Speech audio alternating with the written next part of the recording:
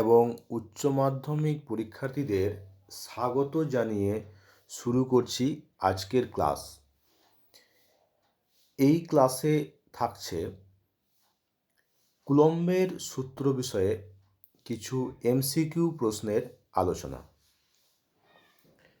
কুলম্বের সূত্র থিওরি অংশের জন্য আমার কুলম্বের সূত্র ভিডিওটি দেখা যেতে পারে এই ভিডিওটি দেখার আগে।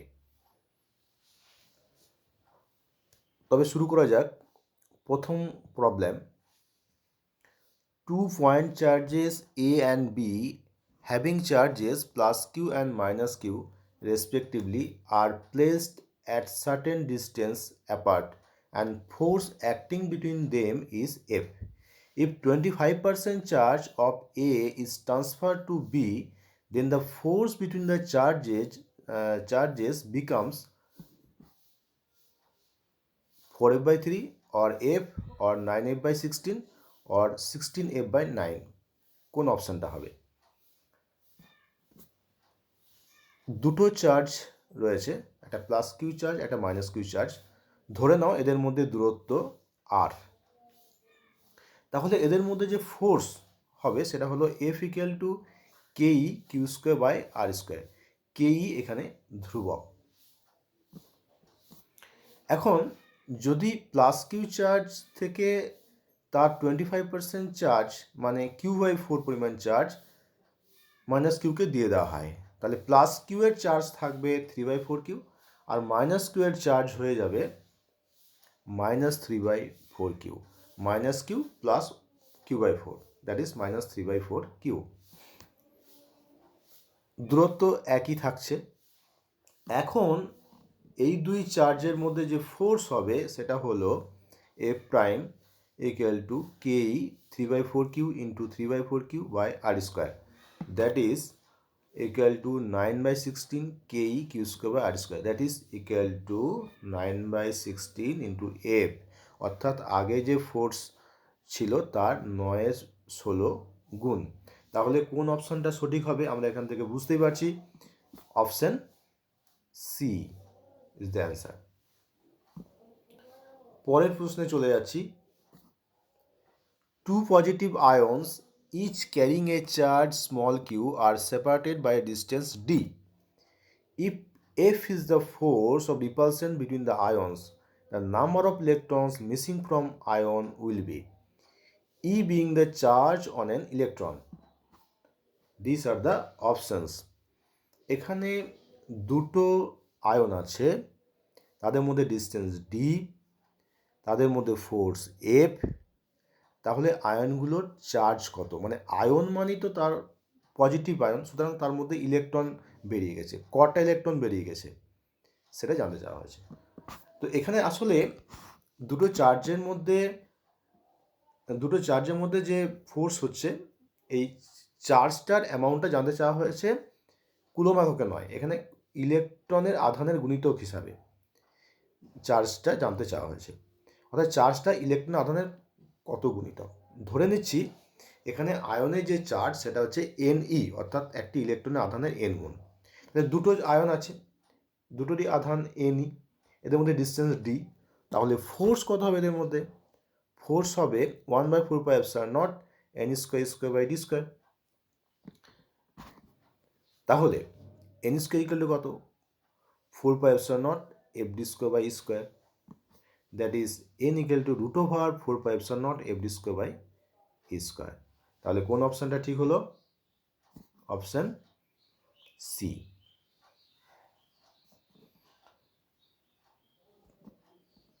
পরের প্রশ্ন, suppose the charge of a proton and an electron differ slightly.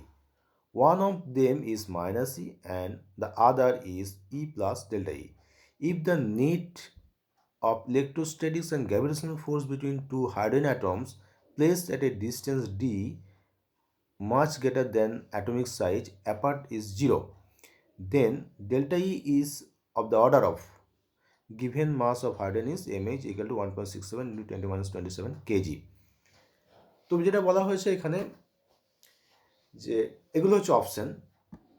আমরা জানি যে অ্যাটম কি হয়, একটা অ্যাটমের টোটাল চার্জটা জিরো হয়, মানে অ্যাটমের মধ্যে প্রোটনগুলোর চার্জ এবং ইলেকট্রনগুলোর চার্জ সেম হয়, মানে সেম ইকুয়াল অ্যান্ড অপোজিট হয়।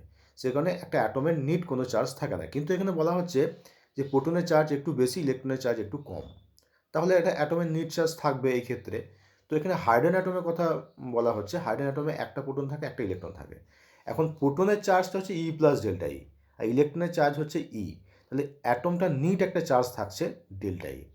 তো দুটো হাইড্রোজেন অ্যাটম যাদের নিট ডেল্টা ই চার্জ থাকছে, মাস প্রত্যেকের এম, এটা ডি ডিস্টেন্সে রয়েছে, তাহলে ধরে নাও ডি ডিস্টেন্সে রয়েছে, তাহলে এদের মধ্যে যে ফোর্স হবে, ইলেকট্রোস্ট্যাটিক ফোর্স যেটা হবে, সেটা হচ্ছে K E delta E whole square by D square. এটা হচ্ছে ইলেকট্রোস্ট্যাটিক ফোর্স। আবার এদের মধ্যে গ্র্যাভিটেশনাল ফোর্স হবে, সেটা হচ্ছে G m square by D square. প্রশ্ন অনুযায়ী এই দুটো ফোর্স ইকুয়াল, অর্থাৎ এখানে দুটো অ্যাটমের মধ্যে ইলেকট্রোস্ট্যাটিক ফোর্স, স্থিত আকর্ষণ বল এবং মহাকর্ষ বল সমান। তো তাহলে এই ইকুয়েশনটা হবে।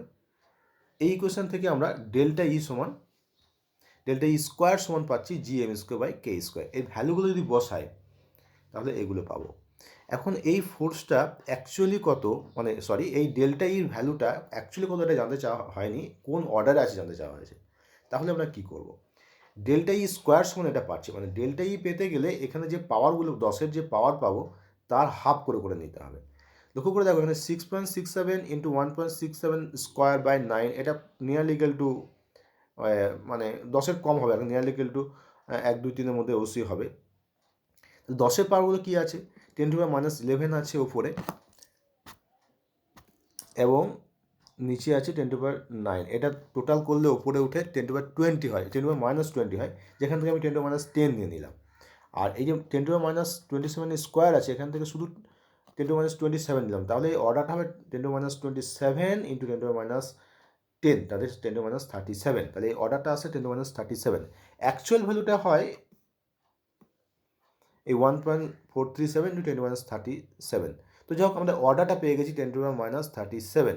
তাহলে অ্যান্সার কোনটা হবে বুঝতে পারছো, অ্যান্সার সি। পরের প্রশ্ন, a charge q is placed at the center of the line joining two exactly equal positive charge plus capital Q. The system of the three charges will be in equilibrium if small q is equal to, these are the options. এখানে এটা বলা হয়েছে দুটো capital Q charge দুপাশে রয়েছে, মাঝখানে একদম মাঝখানে স্মল কিউ চার্জ। সুতরাং স্মল কিউ চার্জের ভ্যালু যাই হোক না কেন, এটা ইকুইলিব্রিয়াম থাকবে, কারণ একদম মাঝখানে আছে, দুটো ইকুয়াল চার্জের মাঝখানে আছে। এখন প্রশ্ন হচ্ছে সিস্টেমটা ইকুইলিব্রিয়াম থাকবে কিনা। সিস্টেম বলতে এখানে তিনটে চার্জ ইকুইলিব্রিয়াম থাকবে কিনা। তো এটা জানার জন্যে একটা যে কোনো চার্জ, একটা ক্যাপিটাল কিউ চার্জের উপর দেখে নিই কী হচ্ছে। ডান দিকের ক্যাপিটাল কিউ চার্জের উপর যে টোটাল ফোর্স যদি জিরো হয়ে যায়, তাহলে বলতে পারি এই সিস্টেমটা ইকুইলিব্রিয়াম থাকবে। তো ডান দিকের ক্যাপিটাল কিউ চার্জের উপর দুটো ফোর্স কাজ করছে, একটা স্মল কিউ চার্জ ফোর্স দিচ্ছে এবং বাঁ দিকের ক্যাপিটাল কিউ চার্জ ফোর্স দিচ্ছে। এই দুটো ফোর্স যদি ইকুয়াল অপোজিট হয়ে যায় তাহলে হয়ে গেল। তো দেখা যাক, দুটো ফোর্স, টোটাল ফোর্সটা যদি জিরো হয়ে যায়, F1 প্লাস F2 যদি জিরো হয়, ধরে নিচ্ছি স্মল কিউ চার্জ যে ফোর্স ডান দিকের ক্যাপিটাল কিউ চার্জকে দিচ্ছে সেটা F1, এবং বাঁ দিকের ক্যাপিটাল কিউ চার্জ ডান দিকের ক্যাপিটাল কিউ চার্জকে যে ফোর্স দিচ্ছে সেটা F2। টোটাল ফোর্স যদি জিরো হয়ে যায়, that is small q capital Q by r square plus capital Q square by 4r square equal to 0, F1 plus F2 0। তাহলে পাচ্ছি small q equal to minus q by 4, অর্থাৎ small Q এর ভ্যালুটা যদি minus capital Q by 4 হয়, তাহলে পুরো সিস্টেমটাই equilibrium থাকবে, অর্থাৎ তিনটে চার্জই ইকুইলিব্রিয়াম থাকবে।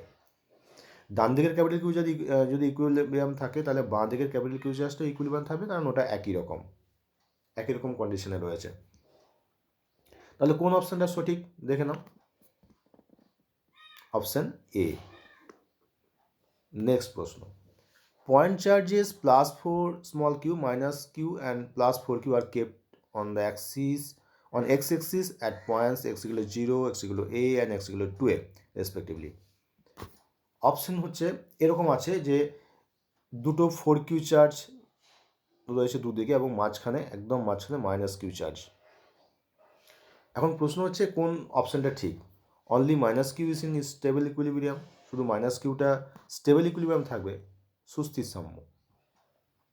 নান of the charges is in equilibrium, কোনো চার্জই ইকুইলিব্রিয়াম থাকবে না, সাম্যাবস্থায় থাকবে না।